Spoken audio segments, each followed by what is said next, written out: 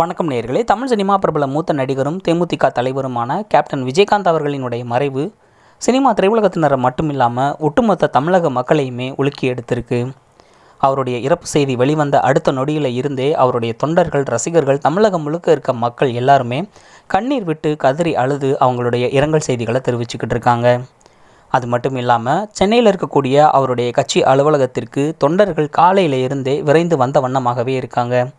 அவருடைய கட்சி அலுவலகத்தை சூழ்ந்து பல்லாயிரக்கணக்கான தொண்டர்கள், ரசிகர்கள், பொதுமக்கள் அப்படின்னு கண்ணீர் விட்டு கதறி அழுது அவருடைய உடலை பார்த்து அவருக்கு அஞ்சலி செலுத்திக்கிட்டு இருக்காங்க. இன்னும் பல மக்கள் பல ஊர்களில் இருந்து, பல மாவட்டங்களில் இருந்து அவரை நோக்கி படையெடுக்க ஆரம்பிச்சிட்டாங்க. அந்த அளவுக்கு கேப்டன் விஜயகாந்த் அவர்கள் அனைத்து தமிழக மக்களினுடைய மனதிலையும் அவருக்குன்னு ஒரு தனி முத்திரையை பதிச்சிருக்காரு. சினிமா திரையுலகத்தில் பல தரமான திரைப்படங்களை கொடுத்து அது மூலமாக மக்களுக்கு சமூக சிந்தனைகளை கொடுத்துருக்காரு. குடும்பத்தோடு பார்க்கக்கூடிய பல திரைப்படங்களை கொடுத்து அவருக்குன்னு ஒரு தனி ரசிகர்கள் பட்டாளத்தையே உருவாக்கி வச்சிருக்காரு. கடந்த சில ஆண்டுகளாகவே கேப்டன் விஜயகாந்த் அவர்கள் உடல்நலக்குறைவால் பாதிக்கப்பட்டு பல நாடுகளில் அவருக்கு பலதரப்பட்ட சிகிச்சைகள் கொடுக்கப்பட்டுச்சு. துபாய் உள்ளிட்ட நாடுகளில் கடந்த ஆண்டு அவருக்கு முழு சிகிச்சை செய்யப்பட்டுச்சு.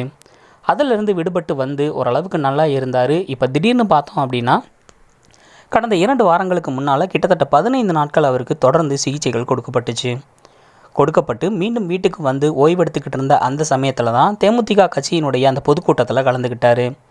பொதுக்கூட்டத்தில் அவரை பார்த்த சந்தோஷம் தொண்டர்களுக்கு இருந்தாலும் கூட அவருடைய நிலைமையை பார்த்து அவருடைய ரசிகர்கள், தொண்டர்கள் எல்லாருமே கண் கலங்கி போனாங்க.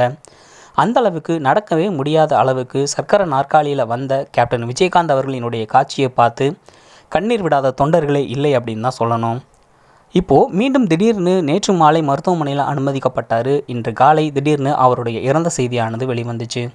கேப்டன் விஜயகாந்த் அவர்கள் எப்படியாவது மருத்துவமனையில் சிகிச்சை பெற்று திரும்பி வருவார், ஓய்வெடுப்பார், திரும்ப வந்து மக்களை சந்திப்பார் அப்படின்னு நினச்சிக்கிட்டு இருந்தாங்க. ஆனால் திடீர்னு விஜயகாந்த் அவர்களினுடைய இறப்பு செய்தி வெளிவந்தது எல்லாருக்குமே ரொம்ப பெரிய அதிர்ச்சியை கொடுத்துருக்கு. அவருடைய புகைப்படங்களை சமூக வலைதளங்களில் பதிவு செஞ்சு பலரும் தங்களுடைய இரங்கல் செய்திகளை தெரிவிச்சிட்டு வராங்க. கேப்டன் விஜயகாந்த் அவர்களினுடைய திரைப்படங்களில் உங்களுக்கு எந்த திரைப்படம் பிடிக்கும் அப்படிங்கிறத மறக்காமல் கமெண்ட் செக்ஷனில் வந்து பதிவு செய்யுங்க.